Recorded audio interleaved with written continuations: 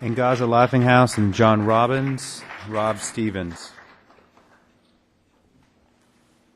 Yeah, I'm also the president of the North Carolina Public Service Workers Union. We have a local right here, another one in the city of Durham, another one in Rocky Mount, one in Charlotte, one in the city of Raleigh, where we know that they too were denied a process where they could bring their complaint and have their problems resolved. As you know, the Raleigh city workers, sanitation workers, took a determined action way back in September 2006 after not being paid under the Fair Labor Standards Act properly, and decided they weren't going to work, and the garbage just sat there.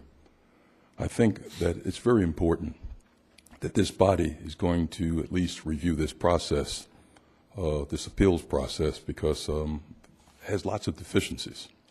As a former employee with the city of Durham, as a present employee with the Department of Administration for the state of North Carolina, we know that there are some serious deficiencies in this process, particularly when workers do not have the right to challenge, or even receive the evidence before they can put their case on in a timely fashion, or to cross-examine witnesses against them. I'm very happy to see that this body is going to deliberate and review and hopefully take a close look at this appeal process. It just has too many deficiencies. I was here for most of the hearings, observing and showing support for these two brave workers. But even more importantly is, what is going to be the impact of these workers in terms of this recent decision by the appeals body? Workers will be chilled in their right to raise serious problems that exist in their workplace. I recall, as a affirmative action person working for the city of Durham, we had some women who were hired as firefighters for the very first time in the city of Durham way back in the 90s.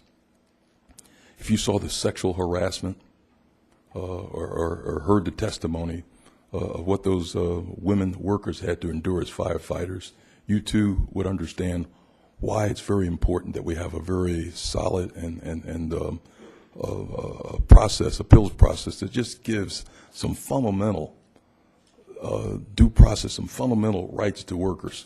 So as you reconsider, discuss, review this particular matter, I'm just hoping and praying that something good comes out of it, particularly for these two workers who I know courageously stood up and challenged things that they knew were wrong. So again, I want to thank you for at least those who see the importance of trying to take a close look at what transpired over these last 6 months. Try to see if we can come up with a resolution that encourages workers to have confidence and faith in the process where they can make challenges to their working conditions. And as we all know from what's going on in Madison, Wisconsin, workers do need collective bargaining rights. If we did have such rights, I know we would have a better process in place than what we have now.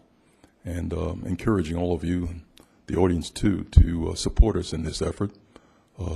As many of you all know, North Carolina was brought before the United Nations International Labor Organization.